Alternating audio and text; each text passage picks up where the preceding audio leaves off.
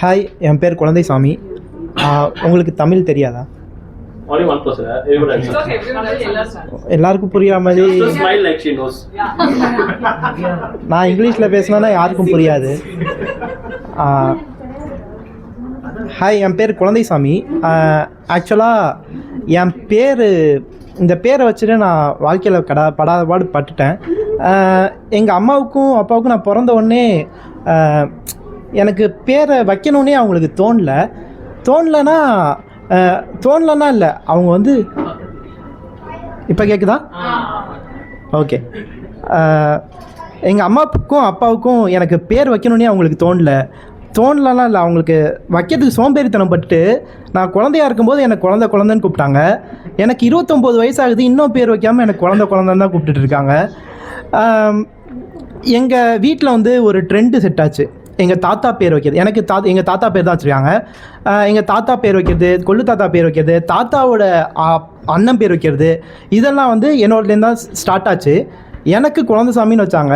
அடுத்தது என் தம்பிக்கு சிதம்பரம்னு வச்சாங்க. அடுத்தது இன்னொருத்தவன் பிறந்தான், அவனுக்கு முத்துசாமின்னு வச்சாங்க. நல்ல வேளை அங்கேயே எங்கள் அப்பா ப்ரொடக்ஷனை ஸ்டாப் பண்ணிட்டாரு. இல்லாட்டினா அடுத்த லைனப்பில் மாடசாமின்னு ஒருத்தவன் இருந்தான்.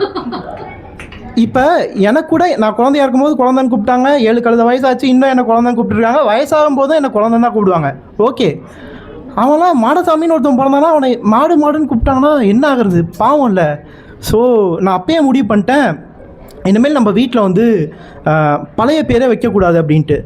எங்கள் அப்பா தான் ப்ரொடக்ஷனை ஸ்டார்ட் பண்ணிட்டார்ல, எங்கள் அக்கா ப்ரொடக்ஷனை ஸ்டார்ட் பண்ணிட்டா. ஒரு பொன் குழந்தை பிறந்துச்சு. எங்கள் அப்பா வந்து அவங்க அம்மா பேர் தான் வைக்கணுன்னாங்க. ஒத்த காலில் இருந்தாங்க, அவங்க அம்மா பேர் தான் வைக்கணுன்ட்டு. என்னப்பா அவங்க அம்மா பேருன்னு கேட்டால் கூத்தாயம்மாள்னாங்க. கூத்தாயம்மாளா?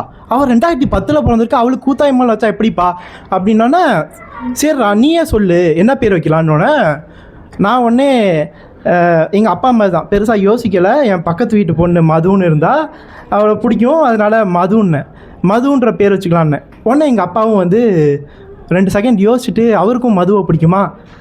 அந்த மதுவை இல்லை, இந்த மதுவை பிடிக்குமா? அதனால வந்து எங்கள் அப்பாவும் ஓகே சொல்லிட்டாங்க. மது உடல் நலத்துக்கு தான் கேடு, எங்கள் அக்கா பொண்ணுக்கு கேடு இல்லை. அதனால எங்கள் அக்காவும் ஓகே சொல்லிட்டா. இந்த பேர்னாலே நான் ரொம்ப இன்ட்ரோவர்ட் ஆகிட்டேன், யார் கூடயும் பேச மாட்டேன். இப்போ தான் ரீசெண்டாக வந்து ஓப்பன் மைக் வந்து ஸ்டார்ட் பண்ணேன். சரி, என்ன இது ஓப்பன் மைக்கில் ஸ்டாண்டப் காமெடியாக ஸ்டார்ட் பண்ணேன். ஃபஸ்ட்டு ஓப்பன் மைக் போனப்போ அவங்க தான் ஹோஸ்டாக இருந்தாங்க, நவ்யா. யாருமே சிரிக்கலை. சரி, ஃபஸ்ட்டு ஓப்பன் மைக் தானே, சிரிக்கலை, செகண்ட் ஓப்பன் மைக்கு போவோம், எல்லாரையும் சிரிக்க வச்சுருவோன்ட்டு செகண்ட் ஓப்பன் மைக்கு வந்து போய் நின்று காமெடி பண்ணுறேன். யாருமே சிரிக்கலை. நான் காமெடி பண்ணுறது புரியலன்னு நினச்சி 10 டைம் திரும்பி அதையே சொல்லிட்டு அவங்க ஃபேஸை பார்க்குறேன். எல்லோரும் அப்படியே என் ஜோக்குக்கு மௌனஞ்சலி செலுத்துகிற மாதிரி கீழே குனிஞ்சுக்கிறாங்க. எனக்கு என்னென்னு புரியலை. நம்ம இந்த மைக்கு தான் சத்தம் கேட்கலையான்ட்டு நான் கத்தி சொல்கிறேன். அப்பையும் வந்து சிரிக்கலை. சரி அப்படின்ட்டு பார்க்குறேன், எல்லாருமே வந்து என் ஜோக்கு மௌனஞ்சலி செலுத்த ஆரம்பிச்சிட்டாங்க. அதை பார்த்துட்டு நானும் என் ஜோக்கு மௌனஞ்சலி செலுத்திட்டு கீழே இறங்குறேன். ஒருத்தவர் மட்டும் வந்தார் அந்த கூட்டத்திலேருந்து. தம்பி உன்னை வந்து 2 ஓப்பன் மைக்காக பார்த்துட்ருக்கேன், உன்னோட நம்பர் தாப்பான்னாரு. எனக்கு சந்தோஷம், இத்தனை கூட்டத்தில் நம்மளை ஒருத்தவங்க ரெக்கக்னைஸ் பண்ணியிருக்காங்கன்ட்டு சந்தோஷம். உடனே நம்பர் கொடுத்தோடனே அவங்க வந்து நெக்ஸ்ட்டு ஓப்பன் மைக் எப்போ பண்ண போகிற அப்படின்னு கேட்டாங்க. நான் உடனே நெக்ஸ்ட் ஓப்பன் மைக் இன்னும் முடிவு பண்ணல, நான் முடிவு பண்ணும்போது உங்களுக்கும் சேர்த்து டிக்கெட் எடுத்துட்றேன்னு சொன்னேன்.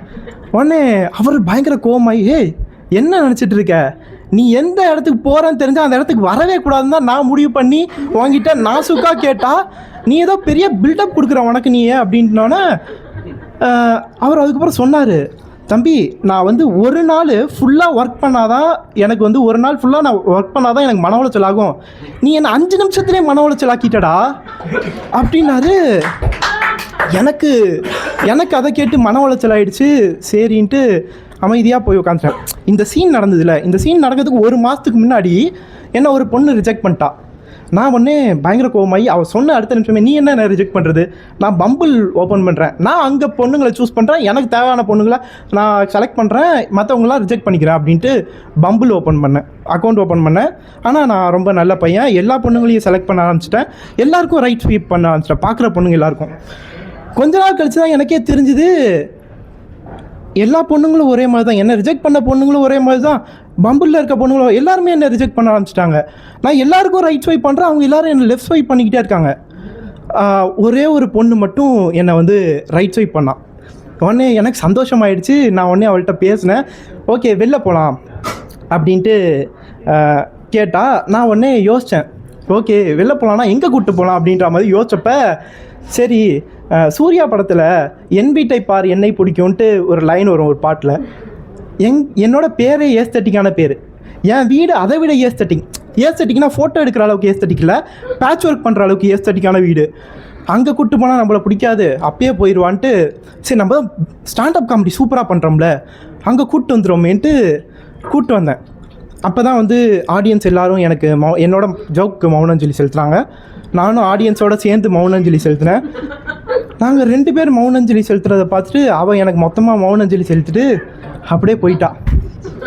ஸோ இதுதான் நடந்தது. சரி, அதான் கரெக்ட் தான். சரி, ஒரு 10 ரூபா டீயில் முடிச்சிருக்கலாம். நான் ஏதோ காமெடி பண்ணுறேன்னு சொல்லி அவளை மன உளைச்சலாக்கி அமுச்சு விட்டேன். Thank you for lovely.